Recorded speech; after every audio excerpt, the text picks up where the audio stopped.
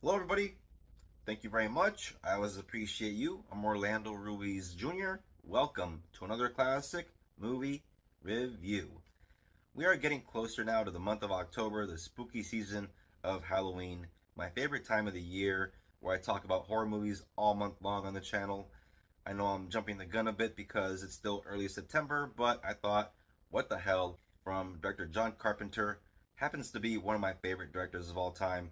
Personally, I think he's very underrated. Such a great string of movies under his belt.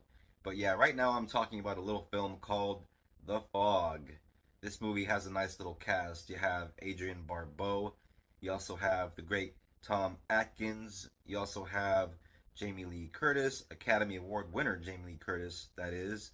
And you also have the mother of Jamie Lee Curtis in this, the original Scream Queen herself, Janet Leigh. And this movie is basically a ghost story set in a little northern coastal California town known as Antonio Bay. Thanks to the director of photography on this film, Dean Cundy, who also worked with John Carpenter on films like The Thing, also worked on Halloween 1978, Big Trouble in Little China, also worked on Escape from New York. His cinematography in this film is excellent. It's dripping with classic horror movie atmosphere with a great use of lighting and, of course, that classic John Carpenter music, that classic 1980s synth music that you hear in many of his films. I just love the music score in this film. It's the music and the camera work that I think are the recipe that create that great classic horror movie atmosphere that this film is dripping with, and also that great sense of tension that builds because of it.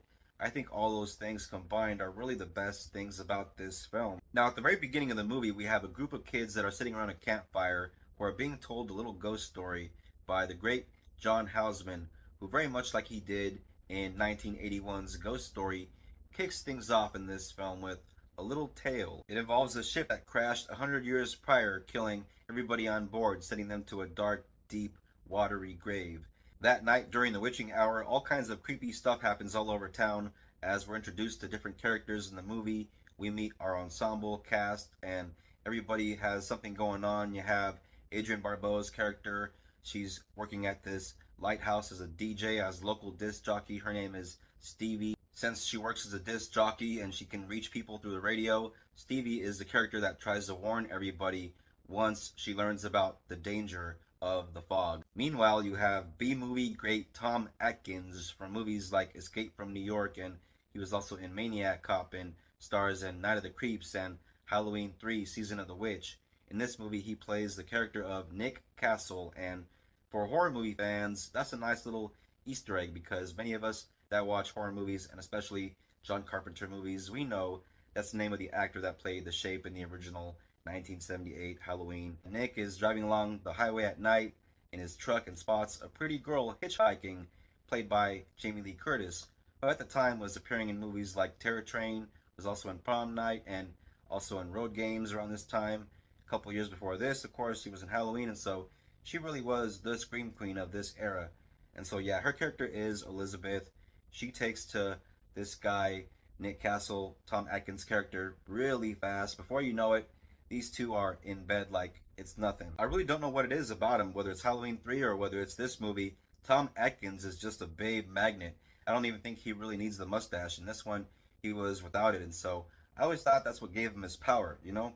But yeah, either way, looks alright without it, though I do prefer the mustache. And so he starts noticing that there's some stuff that isn't right when he checks on one of his friends, and he just knows that something is going on, something is wrong.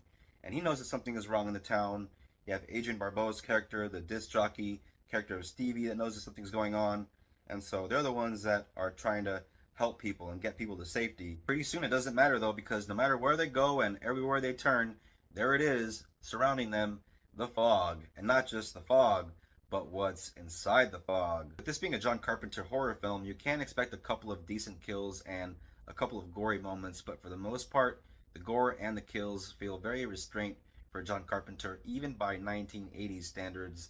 And like I said, only a couple of kills, and so it's weird because even though 1978's Halloween is also very light on the gore and has a very low body count, very much like this movie, that movie feels satisfying by the time it's over. When this is over and it's all said and done, it feels like it just kind of ends on a whimper, and I just kind of wanted more out of it. I think the big problem with this movie is the first two acts are so well done in terms of the build-up and the setup that by the time you get to the third act, they just kind of drop the ball and they don't know what to do with these characters because throughout the movie, for the most part, they just have everybody running from the fog. And so all they can do is just get everybody to safety. And then by the time it's all over, it's like that's how it ends. Still, the movie is fun and it's kind of fun to spend time with these actors, you know, Tom Atkins and Jamie Lee Curtis and the great Adrienne Barbeau with the most sensual, sexy voice you'll ever hear. No wonder she played Catwoman in Batman the Animated Series from 1992 to 97. Great, great voice, and I've always loved her in Swamp Thing or Cannonball Run or even watching reruns of Maude. And around this time period, I believe she was married to the director John Carpenter, who I believe has a little cameo appearance in this film as well. Also, as a horror movie fan, it's kind of nice to see Jamie Lee Curtis share the screen with her real life mother, Janet Leigh, who was a Hollywood icon in her own right. Like I said, the original Scream Queen. Also, don't forget to look out for character actor George Buck Flowers, who was the guy in Back to the Future who was sleeping on the bench, the homeless guy who thought Marty was this crazy drunk driver. If you are not desensitized like I am and the lack of a plentiful body count doesn't bother you, then maybe you can get into something like this since if people are into ghost stories and maybe they don't need all that much blood and guts, then maybe this can be a satisfying ghost story horror movie for you. So check it out. I give it 2.5 stars.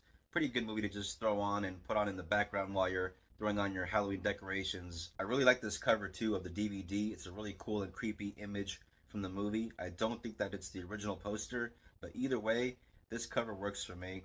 And I never saw the remake of this movie that came out in like what 2005 or something that stars Tom Welling, but I don't know if I really want to because I heard nothing but bad things. But maybe I'll check it out someday out of curiosity. But you guys know me, I'm all about the classics. So for right now, I'm sticking with the original 1980 The Fog.